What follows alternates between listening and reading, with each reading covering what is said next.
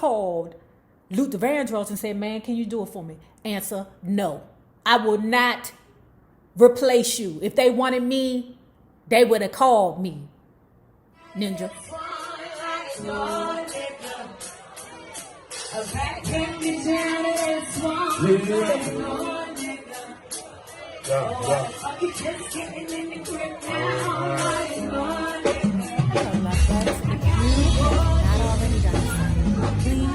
Remember to like, share, and subscribe because it is so important to my success here on the YouTube. And if you are not already a part of our Patreon book club, please hit the link below to be privy to all the shenanigans before YouTube gets it, if YouTube gets it. Now let's talk about Jan Gaye's After the Dance, My Life with Marvin Gaye, part, I don't know anymore, y'all, but this is the last one. Before we get into it, please remember that Friday at 7 o'clock, we're going to be doing a Q&A cash giveaway. Okay. Let me say this to my book club members. Thank you so much for believing in me enough to donate to me monthly. It is so greatly appreciated. You guys have no idea. You know, like I say, all the time, you know, I'm like, is this going to work? You know, doing something different, not, you know, focusing on celebrity gossip. You know, the fact that you all support me, thank you so much, because it gives me encouragement to keep going with these book reads because it is very much hard work. So months had passed since Marvin touched down in the United States, because remember, he had made his decision to stay over there in London and create his music, okay? But when his mother was diagnosed with cancer, he hopped on a plane and he ran his ass back to America.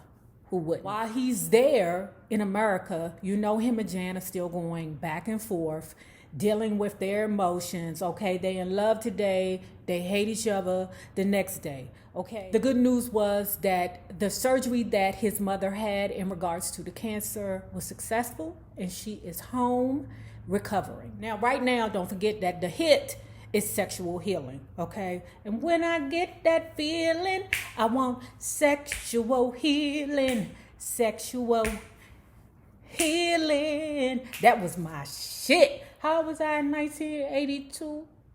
Probably 9. I don't even know if I knew what the heck I was saying. Oh, but that's sexual healing. I don't even know what the fuck sexual healing was. It didn't matter. Jan was brokenhearted when she found out that Marvin Gaye chose to take Anna Gordy to the sexual healing video instead of her, okay? But she knew her place and she was not upset at his choice, okay? Girl, he probably was telling Anna the same goddamn thing. Child, I don't know. And that's heartbreaking, okay? But you know how it is. Sometimes you go to a funeral to a man that you thought that he was in love with, come to find out it's 17 bitches at the same funeral crying over the same dick and is dead. That's all I'm saying. Jan was back living with her mother. Marvin Gaye was living with his mother at the place Gramercy, okay? And you know that's the home that he had bought for his family, well, for his parents, okay? But only the mother was living there. The father was still back there in Washington, D.C., okay? Now, I'm sure that this was the time that he was living in the senior citizen building in Southwest D.C. He was there when I was living there, because I told you my family is originally from Southwest, and then we moved uptown. But it was a senior citizen building right across the field from where we lived, and the building was called 1200, okay? I didn't know that the man that was walking around the neighborhood with curlers in his head was Marvin Gaye's pappy. I didn't know that. So Jan and the kids were living back at Hermosa Beach with her mother. Marvin Gaye is living between his parents' house on Gramercy, Zoila, his sister's house, and or his new manager house, okay? The new manager's name was Merlin Freeman. Now, okay. Pappy Gaye wasn't dead, okay? Because you know he can't tolerate Pappy Gaye. Okay, that's a concern, but Okay, baby. Okay, boo. But he can't live there in Gramercy if Pappy Gay is there, because you know he act like he is terrified. January 1983, Marvin called Jan very alarmed. My father is here, Jan. Marvin Gaye says, why won't mother put him out? Why won't she leave him? Jan says, did you ask her? Marvin Gaye says, I've been pressing Mama to put his ass out for years, but she's a forgiving woman. Mama's downfall is that she's quick to forgive. She forgives a man that's not worth the forgiveness. I said, ooh, ooh. And it's funny how the way that Marvin Pooh feels about his father is the same way that I'm sure Jan feels about him. In fact, she said she ain't had much to say because she had the same sentiment as the mother. Nigga, you crazy. So anyway, Jan and Marvin Pooh both were overwhelmed with financial debt. Marvin Pooh still had the IRS on his neck, okay? A promoter by the name of Don Ho Metlevin contacted Marvin Pooh and told him, brother, look here. Brother, look here. I can help you financially with the IRS, but you need to go on tour and you need to act right. I know, boo-boo. I know. So, but you know with Marvin, it's the same show, different day, okay? He's terrified of touring. Everything is extra with him, you know, and he's still hitting the pipe. Now, I don't know if he's smoking them temper balls, you know, them opium, hashish, and cocaine balls that he was smoking over there in England. That's some English shit. I guess we don't smoke temper balls over here in America. I don't know, okay? But he's still smoking the pipe all the while. Jan said that Sexual Healing was an international hit. That is crazy to me. When I think back as a child, how much I adored, and still do, adore Marvin Gaye, and he was going through all this. This is astounding to me. But you going through all of this? You got videos on the television, okay? And your ass is over here smoking pipe. I had no idea, y'all. None. I don't think any of us did when we were children.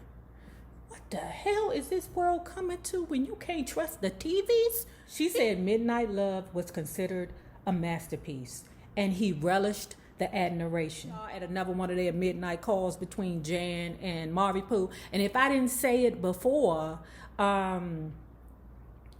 Marvin Pooh said the reason why he called the album Midnight Love was because him and Jan used to have all these damn midnight calls. Okay, but whatever. Child, was he on the phone with Anna Gordy too? Because he didn't just wake up, okay, and was like, oh, you know what, I'm going to ask Anna to go to the Sexual Healing videotaping with me. So okay. Marvin Pooh calls Jan in the middle of the night. Jan, I got to stop hitting this pipe and snorting this coke. Okay, because the peoples is after me. I got to stay aware. Jan goes, ain't nobody after you, Marvin. Your mama and your daddy after me. That's who after me. Jan says again, Marvin Pooh, nobody wants you. Nobody's after you. Nobody's trying to kill you. Okay? Ain't nobody thinking about you. But Jan says despite her efforts, Marvin Pooh remained paranoid. That's what the pipe will do to you. Let me put my baby down. I'll be back. Y'all. One day, Marvin Pooh came past the house at Hermosa Beach, Mama's house, you know, where Mama don't like his ass. His ass ain't welcome there, so you know he can't come through the house, right? So he take everybody for a ride in a convertible. They in a ride. They going, you know, traveling through L.A., top down, enjoying life. Now, Marvin Pooh is telling Jan about this song that he calls Sanctified Pussy, okay? He expressing all the words, talking about it.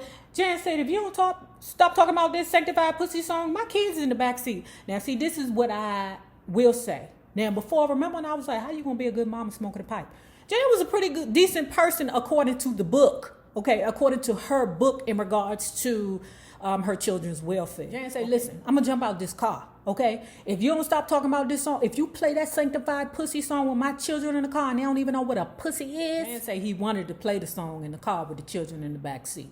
I'm pretty sure with Pipeheads as parents, I'm sure they've seen seen more, okay? But I applaud the fact that she was still trying to be a conscientious mother. And what he did do was talk about the Grammys on the ride. He said that, the Grammys say that I'm nominated. Jan said, good job.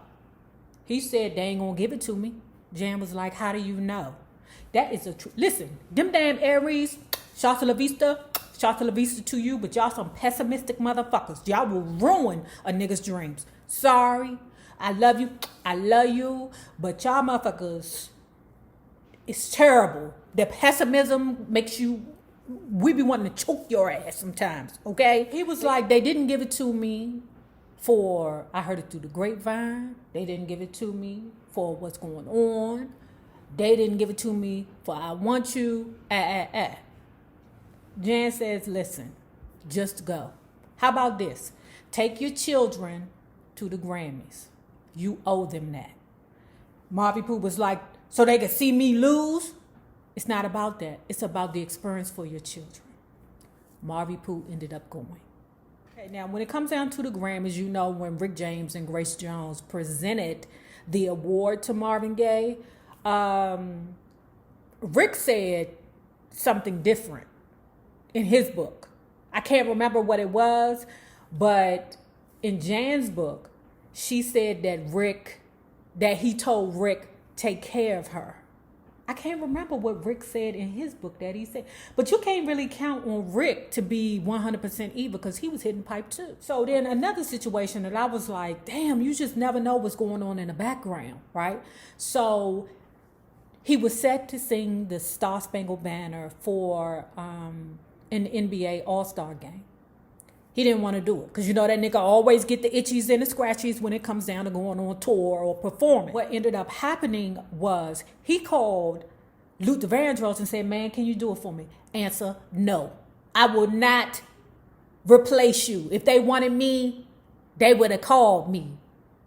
Ninja. He ended up doing it, and it ended up being one of the most memorable Star Spangled Banner renditions up there.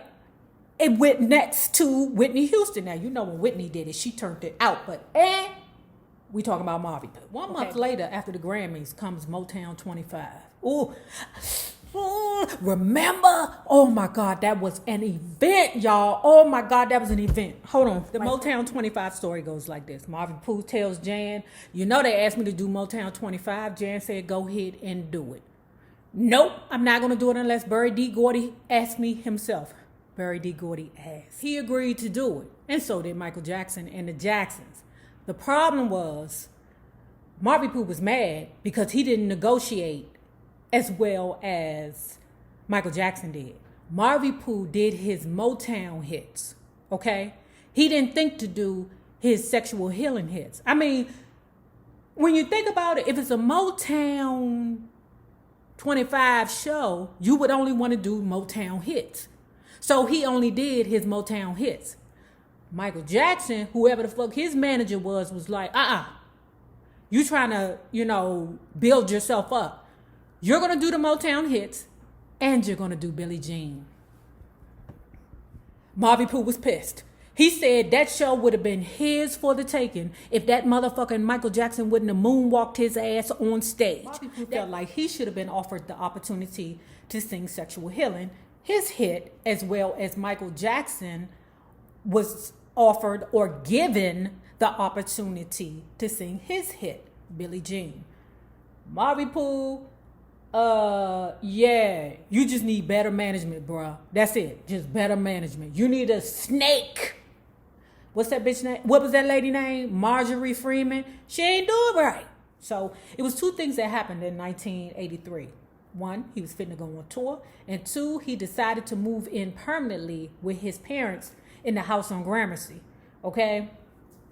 But Pappy Gaye was there too. Now, he's stressed out, so he continues to freebase. Okay? I guess, he over there in a corner on the East Wing still smoking crack or timber balls or whatever it is he's smoking. Okay? Speed balls. I don't dare. All right? But he's broke. Okay? He's broke. I don't even know how they paying the taxes on the house. I don't know if mama had a job. I don't know if daddy had disabilities. I don't know how they're able to maintain the house on Grammys. Jan, because Marvin Pooh is broke, she broke, okay? So what she would do is get money from ex-lovers. I told you, you should have been tricking, girl. You should have been tricking. You tricking all them. I mean, you sleeping with all the A-listers. You should have been tricking them niggas. Why the hell you ain't call Frankie DeBeverly and be like, Frankie DeBeverly, remember when I sucked your, on a tour bus? You owe me about 3 G's. She ended up getting a job cleaning the house for this old white woman, right? And the white woman would pay her half cash, half coke. I don't want them problems. Jan said she knew how far gone that Marvin Pooh was, so she just stayed away. How far Marvin Pooh was gone, both of y'all was gone. April 1st is when she got the news. Marvin Gaye beat his father. Marvin Gaye not only verbally abused his father, but he beat his father. Physically abused his father. Let me take this back a bit. Marvin Pooh, because he got demons in his head telling him to do stuff and everybody's chasing him around, he had bought a gun. Instead of giving a gun to Frankie or his mother or whoever, his friend Clarence, to protect him, he gave it to his father. The man that you supposedly don't like, you terrified of, you think the nigga ain't shit, he walk around with curlers in D.C. all day, you gave the gun to him. Okay. When Marvin Pooh beat his father out, the father got a hold of that blicker and got him. Okay, now, I'm trying to keep this thing monetized, YouTube, this is for entertainment purposes only. The hardest part was that Jan had to tell her children that their father was gone. I would believe that is a hard task for any mother. Now, Jan says that Marvin's death, along with the help from others, meaning Rickety James, helped to initiate her sobriety. That she continues to sing Marvin Pooh's praises, and she did for the rest of the book. I'm not going through all the people that she thinks like 8 pages worth of motherfuckers, okay? Because regardless of what she said in this book, she was just telling her side of the story. It's okay for people to tell their side of the story. I don't think she meant any maliciousness at all when it came down to Marvin Pooh. Okay. Now, if you have not already done so, please remember to like, share, and subscribe, because it is so important to my success here on the YouTube. And remember this, the same people that you meet on the way up will always be the same people that you meet on the way down. Naysayers, my Patreon book club. Have a good one. Peace.